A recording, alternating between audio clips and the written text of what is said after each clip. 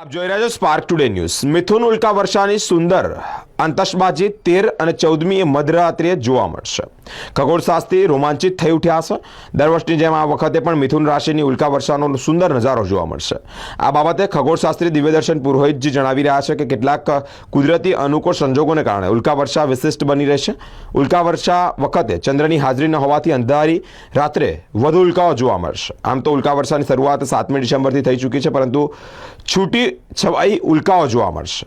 સૌથી વધુ ઉલ્કા 13મીએ રાત્રે એટલે કે 12 વાગ્યા પછી 14મી તારીખે ખરવાની શક્યતાઓ વ્યક્ત થશે। મિથુન રાશિના બે તારાઓ પુરુષ અને પ્રકૃતિ મૂર્ગ મંડળથી ઉત્તર પૂર્વ તરફ ઉગેલા સહેલાઈથી ઓળખી શકાશે। આ ઉલ્કા વર્ષા આકાશના કોઈ ચોક્કસ ભાગમાં નહીં, પરંતુ ચારે તરફ જોવા મળશે। નિરીક્ષણ સ્થળથી જ જે દિશામાં વધુ અંધારું હોય તે દિશા તરફ ધ્યાન કેન્દ્રિત કરવાનીથી વધુ ઉલ્કાઓ જોવા મળશે।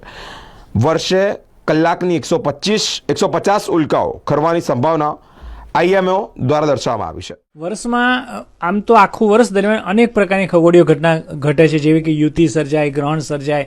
એ પ્રમાણે ખરતા તારા ઉલ્કા વર્ષા જેને કહેવામાં આવે છે। આપણે કે તારો ખર્યો, પરંતુ તારા તો સૂર્યથી પણ વિશાળ કદના હાઇડ્રોજનના ગોળા હોય છે। એ કોઈ દિવસ ખરતા નથી કે મરતા નથી, એનો વિસ્ફોટ થતો હોય છે।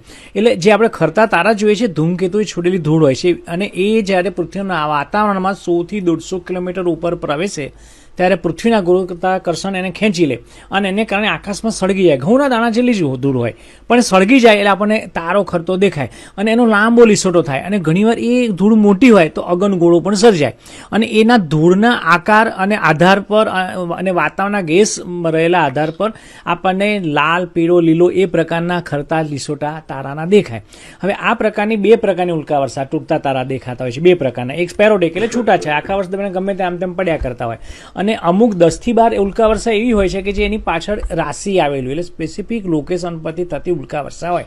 એમાં સૌથી બેસ્ટ યયાતિની સિંહની છે એવી આ વર્ષની અંતિમ અને સૌથી બેસ્ટ ઉલ્કા વર્ષા મિથુનની આજે રાત્રે એટલે આજે શુક્રવાર અને આવતીકાલે શનિવારની મધ્યરાત્રે સૌથી બેસ્ટ જોવા મળશે।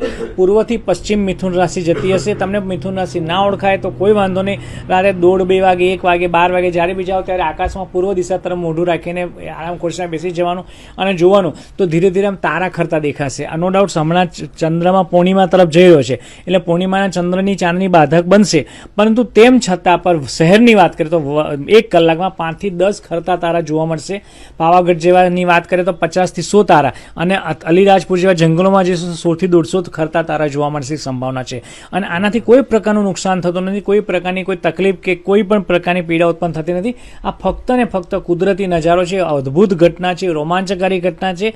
રૂવાડા ઊભા થઈ જાય એવી ઘટના હોય છે જ્યારે આકાશમાં તારા ખરતા એક સામટા જોઈએ ત્યારે બહુ આનંદ આવે। એનો લાભ લેજો, તમામ દર્શકોનો આગ્રહભરી વિનંતી કરીશ। આ આમ તો અઠવાડિયાથી ચાલુ થઈ ગઈ, તેને હજી અઠવાડિયા સુધી ચાલશે, પરંતુ જે પીક ડેટ્સ કહેવાય તે આજે અને આવતીકાલે એટલે કે આજે શુક્રવારની મધ્યરાત્રિએ અને આવતીકાલે શનિવારની મધ્યરાત્રિએ દેખાશે। એટલે આખી રાત 12 થી 5માં ગમે ત્યારે આપ ઉઠ્યા હોય ત્યારે અગાસીમાં જઈને જોશો તો તમને ખરતા તારા સટ પડતા દેખાશે। પણ પૂર્વથી શરૂ થશે, એ ધીરે ધીરે સવાર પડતા પશ્ચિમ તરફ જશે, એટલે મધ્યરાત્રે માથા પર હશે। એટલે એટલો સમય યાદ રાખજો ખાલી કે 9 વાગે પૂર્વમાં, 2 વાગે મધ્ય માથા પર અને સવારે 5 વાગે પશ્ચિમમાં। આ રીતે ખરતા સટ પડતા દેખાશે, એટલે એનો ખાસ આનંદ માણજો, અને જેમિની અથવા મિથુનની ઉલ્કા વર્ષા તરીકે ઓળખવામાં આવે છે।